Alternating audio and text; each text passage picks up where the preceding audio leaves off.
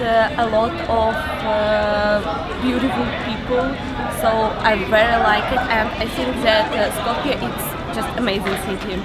I like it a lot.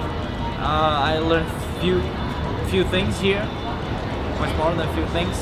I like the program. It's really good organized. I think that one lesson I've learned is that it's okay to be different, because not everyone should think the same. Not everyone should have to think the same.